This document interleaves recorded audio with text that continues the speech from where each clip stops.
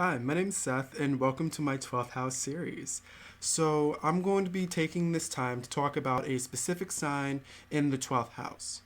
If you don't really understand what the 12th house is, if you don't understand a lot about that sign, if you don't actually know what sign is in your 12th house, I put a few links right up here to give you guys some references on where to look and where to find this information. Then come back to the series and look at specifically what's going on in your 12th house and engage with me on what that means to you and what that means for what you're trying to do in this world. With Cancer in the 12th house, 9 times out of 10, you have a Leo Ascendant. With a Leo Ascendant, you start to get this glimmer, this shine, almost like a Libra Ascendant, to your life. From the inside looking out, you stay optimistic. No matter what, you keep yourself positive, and it shows. Because from the outside looking in, you glow. You glow with positivity, you glow with optimism, you glow with a fire. There's a clear fire lit somewhere inside of you, and people respect it and people respond to it. People can sense your presence almost like a perfume, the type of energy that you give off, the type of real warmth that comes off of your personality. Leo is a sign that hides a lot of things, almost like Scorpio. Leo, though, will hide what it wants and then ask for what it wants at the same time. A Leo will try not to show how much they want something, but they're not afraid to ask for it. They just don't want you to know how much they really need it. They want you to feel like you're giving back to them. It's not like I'm asking you for something, I'm asking you to return what I'm giving you, because I've already given you so much, right? You know how to have fun, you know how to let go. You know how to keep your emotions for later, the raw emotions for later.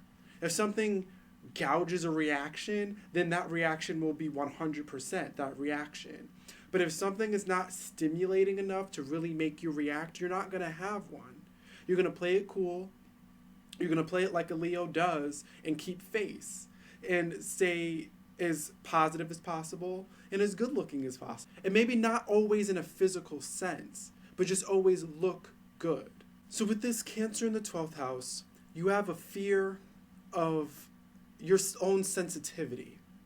You're afraid of how sad and emotional you can be, and you're afraid that it will last forever. You're afraid that you might be as vulnerable as you feel when you're alone.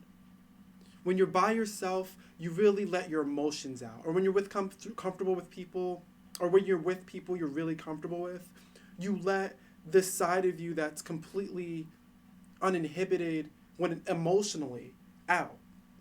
You start to show that there's things going on internally. You start to show that you're a little moody sometimes. You're not always happy. You're not always in a good mood.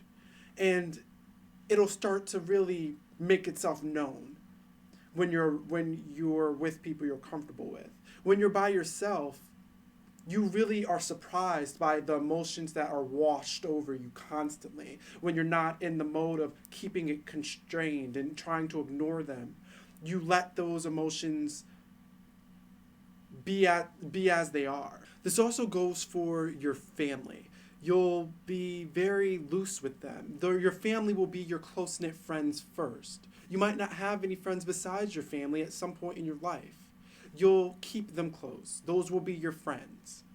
Those are the people that you can really always let your emotions ride with, always ride the wave, and always let yourself be overcome by whatever you feel. You may be the type of person that saves crying for when you are alone, with no family around, with no one around. That's the time when you really reflect. Reflect on the things that you ignored. Reflect on the choices that you made ignoring your emotions. You take time to really look back on your life and feel. Because when you're in the outside world, you do not give yourself the chance to feel. You either react or you don't.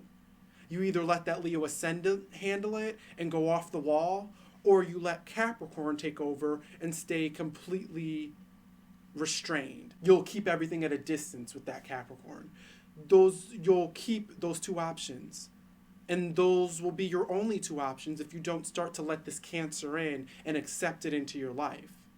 and start letting yourself be a little bit more vulnerable. You're going to have to let your guard down sometimes. You're going to have to let yourself be hurt and figure out what hurts and what doesn't, and what are the type of people to hurt you and what are the type of people to trust. You're going to have to be vulnerable sometimes. Cancer likes to hide in a shell, and Capricorn likes to be a rock. There's no space for water. And then you got that fire ascendant. You're not giving yourself space to feel. You save it for later. Sometimes you need to feel in the moment. Sometimes you need to give people the benefit of the doubt and let them in, even though you're not sure what's going to happen next.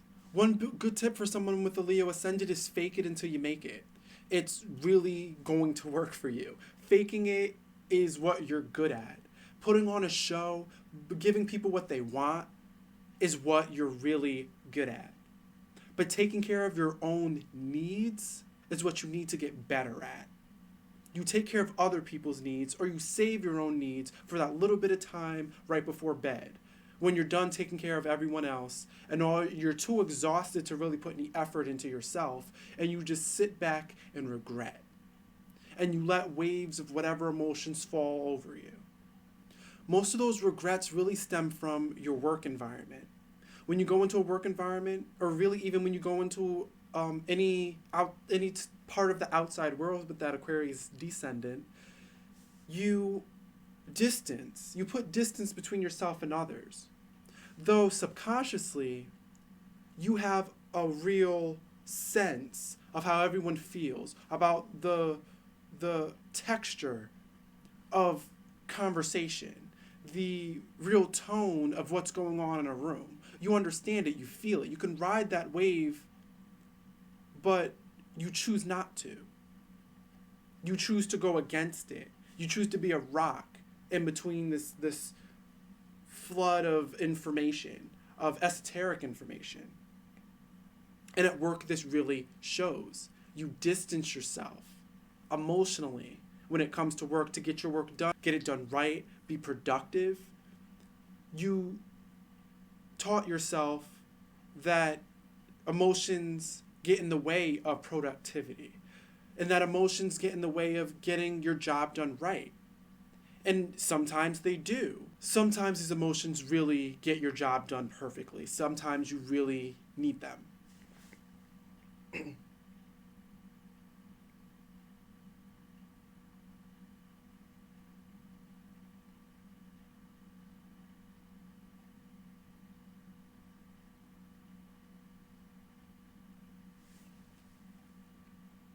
Having Capricorn in your 6th house is really a sign of work. Hard work, constant work. Check where your Saturn is. That'll give you a definite indication on how your Capricorn feels about work. What kind of work feels comfortable for your Capricorn energy. But there's no collecting 200 when you pass go. You got to just keep going and going and going, and you'll collect 1,000,000 when you win. But until that point, don't expect anything. Just do what you need to do, and do what you need to do right. Your coworkers see this productivity. They see that you can get things done. They see that you're a hard worker. They see that you're focused and that you're reliable. But they also see that you lose it sometimes. If you're ignoring that Cancer, they see it. You once your work really starts to get stressful, the things that you're trying to hide are going to start to come out with everything you're not saying. How restrained you're making yourself. How tense you suddenly are. Leo is not tense. You cannot fake being relaxed. Person to person, maybe on camera like a Leo can, but person to person they will feel it, and you will feel that they can feel it. And the best thing to do is accept it, accept the stress, feel the stress, and deal with it. Don't ignore it, don't pretend like it's not there, and don't just completely give up and give in to the pressure.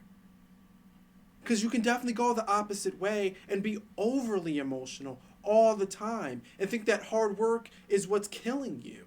Thinking that work doesn't get you anywhere. So I just need to feel all the time and be upset and wait for somebody to save me. That's another extreme that you can go if you start to ignore Capricorn. But it's all about balance in astrology. And between your 12th and your 6th house, it's extremely important to have some clear balance. When you're drunk, you start to find a happy medium between being emotional and being funny and cool and nice, like your Leo Ascendant wants you to be. But you are at bay of whatever emotions come or go. That becomes extremely clear. You might become a little schizo when you're drunk. Suddenly you're really angry about something, and then somebody makes you laugh and you're happy for the rest of the night. And then, somebody made you laugh, and then somebody said something that pissed you off and you're mad for the rest of the night. It takes little tiny things to just set you off on a tangent of emotion that will not stop until something else sends you on another tangent of emotions. That Cancer moodiness really becomes present in your personality. It comes out. You'll become a little unstable.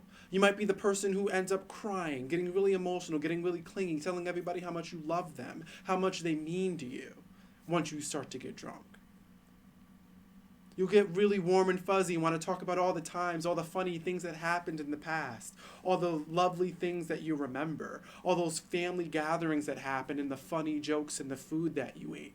You might be the type of person when you get drunk, you want to talk about the past. As long as you keep it under control, you'll start to see how warm and loving you can be without pain, without there being a fear of that vulnerability. And once you start to accept it and bring it into your life without alcohol, that Capricorn can stand there and keep you tough. So when somebody does say a joke or something like that that might turn you off, you can, be reasonable with that Capricorn energy and decide to not be that upset about it. Or decide to feel something about it, but not necessarily do something about it. You'll start to strike balance and feel comfortable and feel a little more in control of yourself and your life instead of just one or the other.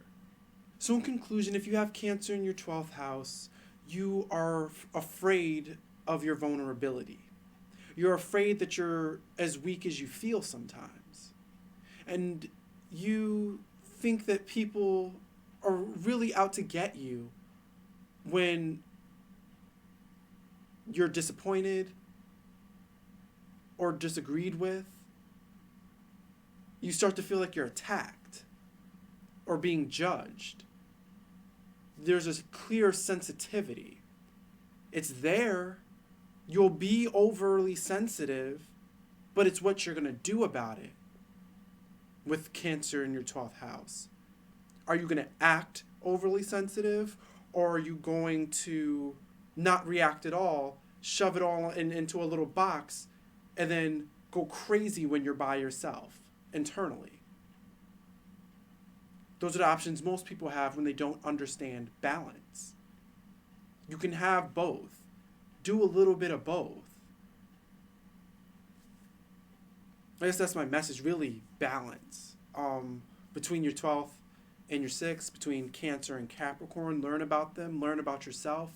So yeah, subscribe. Hopefully you enjoyed, got something out of it. Tell me what you think, tell me how you feel if you have Cancer in your 12th house. And yeah, thanks for watching.